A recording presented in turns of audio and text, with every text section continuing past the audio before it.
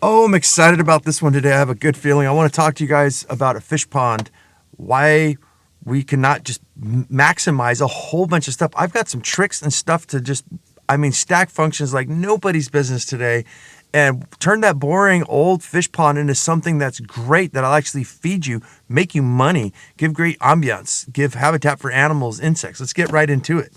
So the very first thing is seedling production or seedling propagation. What you do is you get yourself a little pump on a timer and you pump some water out of this, your fish pond, depending how big your fish pond is. And what's going to happen is you're going to send this over into a tray of any size. Well, you have to match the tray to the gallons of your pond, right? You don't want to suck out too much water. So what's happening is the pump's going to suck out this water. It's going to fill up this tray, which has a little tiny pipe fitting, which you can make to where it drains. Maybe it keeps about maybe a half an inch of water in this tray. The rest of it dumps out through the top of the opening of the pipe. Kind of hard to explain. A whiteboard might be better, but what happens is it fills up this little tray. I've got about a 3 by 2 foot, and what I do is I grab these little net pouches, these little biodegradable pouches, fill them up with soil, certain types of soil. I don't have time to get into today, but you can look at it on your own. Let's just say it: peat moss and coconut coir or vermiculite as a mixture. Either one of those, vermiculite with coconut coir, vermiculite with peat moss. Fill that up, and the reason why you don't want to put regular soil, stuff can drain in and hurt your fish. So this is just like a sterile soil there. Drop a seed in there, put a little bit of vermiculite on top, leave it alone. It'll propagate itself. What happens is this is automated to keep moisture, to sprout the seeds, and also to give them food to actually eat, fertilizer. And you can grow huge plants out of this tray, and you're separating them from the fish. Food production. I found I was growing dino kale. Now, my experimentation is very limited. I didn't go too far, but I've never seen anybody do this before. I was actually growing peppermint and spearmint and dino kale. I tried lettuce. It didn't really work out. What happened is I put a little net cup inside the inner rim of the pond, filled it up with crushed gravel, dropped some seeds in there, and dino kale would grow from the top. I actually found my dog eating the dino kale for some reason a few times, so it actually fed my dog. But I would take the clippings from the top as well and get a little snack, and what was happening is the fish were eating the roots from the bottom. So essentially what we were doing is we were creating herbs and food. The fish were eating the roots, we were eating the top, and it was a win-win situation for everybody, even the dog. Fish for meat is my next one. You guys can go down and get yourself some bluegill. Get yourself a little tiny treble hook on the end of a fishing line and go to any local lake or something. There's Oscars, there's all kinds of different edible fish.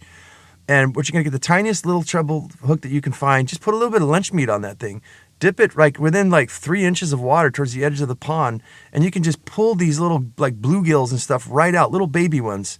Put them in a bucket of water, take them home, put them in your pond, and now you have free fish, and you can actually raise them for meat. You can do tilapia and stuff like that. That gets a little bit more complicated. With the tilapia, you have to have certain water temperatures and stuff like that. But go local where you're at and get the species that are prone to your biome, to your area. And it's all free, guys. And then on top of that, what we can do is we can grow duckweed, which actually a lot of fish will eat. And the duckweed could be used in the garden, right? And there's a problem, though, with duckweed. It's going to take over everything, right? It's just going to, at certain times of years, it'll just bloom over the whole top, which is kind of nice because it keeps the sunlight from coming in, causing an algae bloom, which is something I don't have in my notes here, which is really, really annoying. It's when that green moss just takes over everything, right? But the problem we'll have is that I want to talk about an airlift pump versus a traditional pump. A traditional pump has a little propeller or impeller, I think they call it. And what it is it's like a fan, right? It spins around in a circle, and it causes suction from the outside to the inside of the pump, which forces centrifugally, I guess you could say, up a tube into wherever it needs to go. Once that duckweed starts getting in there, and once moss and stuff, it starts to ruin the propeller, just like on a boat. So what we have is the airlift pump. I'll make this simple. I could probably do a whole show on airlift pumps, which I probably should. But my first experimentation with the airlift pump is basically a PVC pipe, a 1/2 inch PVC pipe. And I cut it about 2 feet long. I drilled a little hole way at the bottom, inserted one of those little, it looks like a surgical tube, right? The one that comes for the air, your little air pump that goes for an aquarium. Stuck that into that pipe and just plugged in the little tiny, the little tiny ones you use for an aquarium. This shoots bubbles inside the pipe. The pipe is submerged halfway in the water. You can play with it up and down to see when the water starts to bubble up. But what happens as the bubbles rise, they cause suction. And what happens, the water starts to spit out like a geyser out of the top. Now, the further you put this thing down, you've got to play around with it. I don't have time to go in full details, but what are we doing here? It'll suck up little pieces of rot, like rags, weeds, duckweed, anything that goes to the bottom, it'll suck up. There's no moving impeller. There's nothing to impede it, really. Unless a big rock or something just stuck to the bottom, but that's, if you've got it suspended, that's not really an issue. We're also stacking functions here because it's way less energy than a regular house pump, but it also eliminates the second thing you need to do is aerate your pond. Now what you're doing is you're aerating and you're moving the water around. Airlift pumps are just awesome. I have so many things here. I don't even know if I'm going to be able to get to them in 10 minutes for you guys here. Utilizing a swirl filter. So a swirl filter is basically a 5-gallon water jug, right? Those plastic ones you guys see that comes down with a spout on the bottom. So what I did was cut a hole on the top, drilled 2 holes on opposite sides. While that water is being pumped up, whether it's an airlift or traditional pump, it's going to come into an intake with a little pipe, with a little elbow that's going to kink the water over to the left, let's say, clockwise, right? And it's going to shoot that water in from one side. It's going to swirl around and around, and just below that, maybe about 2 inches below where the intake is, we have another spout that goes out and dumps into the pond. Why is this significant? Because what happens is the water from the pond, all the muck and the debris and stuff, especially when your pond's cloudy and you want it nice and pretty, what'll happen is it'll go circulate around this in the swirl filter, and all the heavy sediment will set to the bottom, and all the clean water will come out the other end. What you can do is fasten yourself a little valve, or just have a little cap on the bottom, right, that comes with it. Get yourself a little bucket, undo that cap, drain out all the mud, cap it off before it gets to the clean water, and now you have this beautiful compost that you can use fish waste in your garden. It also worked as an emergency water source. They shut off the water and power. Something happened. They hit the utility lines, and I think it was one time where the water and the power had to be shut off. And luckily, when I was living in my tiny house, I had about 100 gallons of auxiliary water. But I was just sitting there. It was a hot day. I was sitting by my pond and noticed that, wow, this water with the plants in it and with the circulation of oxygen and everything in there, you can literally drink. Aquaponics water, guys, you can drink that. It doesn't look like it, right? It's all tan. That's just the normal bacteria, the beneficial bacteria that come from the air, the atmosphere. You'll notice it looks a little like mud almost. And it's not just fish waste. It's actually very clean. So the plants suck all the ammonia from the fish waste and stuff like that and convert it back to oxygen. It's a symbiotic relationship. And they also use it to grow. So yeah, it can be used as an emergency water source. My dog would drink water. I'd put a bowl of regular old tap water or even filtered water. For some reason, the movement of the water, my dog just liked. So I didn't even have to give my dog water anymore.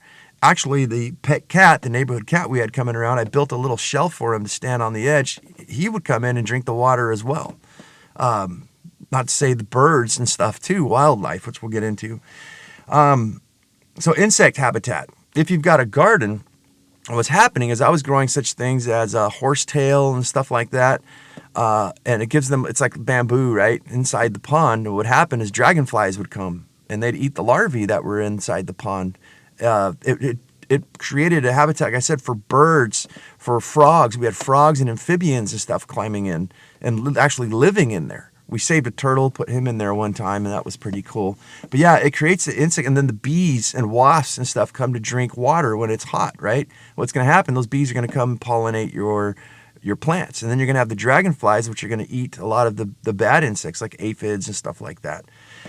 The aesthetics and ambiance is what really gets me. Just that running water, to see fresh, bright, vibrant kale and mints and stuff growing in there. My daughter would go and take a pair of scissors and just cut some mint for herself to make tea and stuff like that. And just seeing the fish and everything, the sound of the running water is very relaxing. And I think that's why most people get it. But we're going on big scale here. We're making this thing produce for us, not just ambience and look good, right? Let's actually do something. As I always like to say, forget about the aesthetics. Let's go for the performance, right? What this thing can produce for you. Another little trick I got for you guys here is a bug light fish food producer. So you get yourself a little bug light and you suspend it just over your pond at nighttime. And what's going to happen? Mosquitoes, and unfortunately I don't like to kill moths, but they'll come in. But all these moths and mosquitoes and bugs that are attracted to the light will hit the light, get zapped, and where will they fall? Right down into the pond where the fish will have food. And you did this large enough scale, it's total fish food production. So you could sell aquatic plants, guys. Like I said, duckweed. Just take a little finger of duckweed, if you can find it in a pond somewhere, and dip that into your pond, right? Get it from a wild source, or your neighbor's house. Put one in there, and wham, it'll just propagate itself. There's water hyacinths and stuff that you can use for greens, for compost, for fodder for animals, right? If you had yourself a couple of quail or something, you can feed them the duckweed and stuff like that. You could also sell these plants if you can get. What is those lilies of the Nile and stuff like that? What is that plant that I was just talking about that looks like bamboo? Well, anyways, horsetail. There you go. And horsetail can actually be used for a kidney tonic, a kidney cleanse. You can actually use it as a tea, and you use it to spray on your garden as a fight against powdery mildew. So you got aquatic animals. You can throw crawdads in there. You can raise, as I said, tilapia and fish. What you could do is, my advice would be, is to put a net that fills up the whole entire pond, right? And what's going to happen, let's say if you had tilapia, a lot of people don't know that the babies will live in the mother's mouth for a long time. She'll protect them because the males will come and eat them. And what you'll do is, once the mating season's done and you got the little babies, you can pick up this net, and that'll pick up all your large fish, and all the little baby fry will be down at the bottom, right? And another trick that you can do is you can put a finer mesh net, a second one at the bottom of that. So when you get your large fish, scoop them up, put them in a bucket, take that net out, take the fine net one out, and now you can get all your fry, all your little baby fish, and you can sell those. You can use them for fish food. There's many applications. And then let's just look at this whole system I talked about just now as a whole. Sell it as a whole. You can make this thing very pretty where it's producing food, right? Where it's producing seedlings, where it's just got this, not just an ambiance, not as aesthetics, it's got functionality. And I'm sure a lot of people would really think that's something cool and something to talk about, right? I mean, you invite your friends over and they're sitting there looking at this whole system going, what the heck are you doing with this pond? And I mean, it could look, as I said, very pretty if you really worked on it, not a crappy experimentation like I've been doing.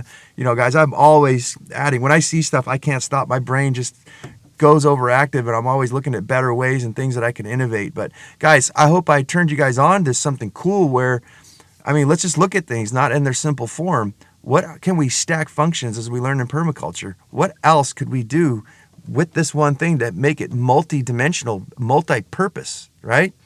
Guys, I hope you enjoyed this one. This one really got me excited, but I've got to get back to work, and I'll see you guys on the next one.